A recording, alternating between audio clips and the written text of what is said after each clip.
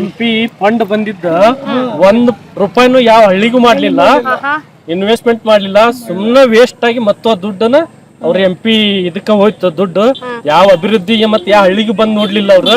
ಬರೀ ಅದು ಇದು ಕೋಮವಾದಿ ಜಗಳ ಹಚ್ಕೊಂಡ್ ತೋದ್ರು. ನೀವ್ ಯಾರು ಅವ್ರನ್ನ ಸಂಪರ್ಕ ಮಾಡಿ ಮಾತಾಡ್ಸೋಂತ ವ್ಯವಸ್ಥೆ? ಮೇಡಮ್ ಅವ್ರು ಫಾರಿನ್ ಅಲ್ಲಿ ಇಲ್ಲಿ ಬಂದ್ರ ಇದು 1-2 ತಿಂಗಳು ಇರೋರು, ಚುನಾವಣೆ ಆಯ್ತಂದ್ರ ಮತ್ತೆ ಹೋಗ್ಬಿಡವ್ರು. ಇಂತ ಮಾಡಿದ್ರು.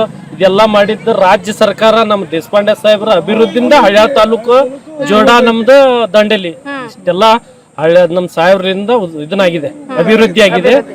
ಸಿಕ್ಕಾಪಟ್ಟಿ ರಾಜ್ಯ ಸರ್ಕಾರ ಯಾವ್ದೋ ಸರ್ಕಾರ ಇದ್ದಾಗನು ಅವ್ರು ಸಿಕ್ಕಾಪಟ್ಟಿ ದುಡ್ಡು ತಂದು ಅಭಿವೃದ್ಧಿ ಮಾಡಿದಾನ. 1 ರೂಪಾಯಿ MP ಫಂಡ್ ಎಲ್ಲಿನೂ ಹಾಕ್ಲಿಲ್ಲ, ಒಂದ್ ಗಟ್ರ ಸತ್ಯಕ್ ಮಾಡ್ಲಿಲ್ಲ. ಅವ್ರು ಕಳೆದ 30 ವರ್ಷ ರಾಜಕಾರಣ ಮಾಡಿದ್ರು, ಯಾವ ಮೂಲೆಗೂ ಬರ್ಲಿಲ್ಲ. ಅವ್ರ ಹಳ್ಯಾ ತಾಲೂಕ ನೋಡಿದೂ ಇಲ್ಲ. ಬರೀ ಸುಮ್ನೆ ಓಟ್ ಅಷ್ಟು ಕೇಳಾಕ್ ಬರ್ತಿದ್ರು, ಓಟ್ ಕೇಳೋದು ಹೋಗೋದು ಮಾಡಿದ್ರು. ಈ ಸಲ ಒಂದು ಒಳ್ಳೆ ಕ್ಯಾಂಡಿಡೇಟ್ ಬಂದಿದೆ, ಅಂಜಲಿ ತಾಯಿ ನಿಂಬಾಳ್ಕರ್ ಅವ್ರು ಒಳ್ಳೆ ಕ್ಯಾಂಡಿಡೇಟ್. ಅವ್ರು ಸಮಾಜ ಸೇವಕಿದ್ರು. ಆಮೇಲೆ ಅವರು 2018ರಲ್ಲಿ ಒಂದು MLA ಆದ್ರು. ಅವಾಗ ಅವರು ಸುಮಾರು ಒಂದು ಕೆಲಸಗಳನ್ನ ಖಾನಾಪುರ ತಾಲೂಕಲ್ಲಿ ಮಾಡಿದ್ದಾರೆ. ಈಗ ನಮ್ಮ ಲೋಕಸಭಾ ಚುನಾವಣೆಯಲ್ಲಿ ಅಭ್ಯರ್ಥಿಯಾಗಿದ್ದಾರೆ ಕಾಂಗ್ರೆಸ್ ಪಕ್ಷದಿಂದ. ಅವ್ರು ಒಳ್ಳೆಯಿಂದ ಕೆಲಸ ಮಾಡ್ತಾರ.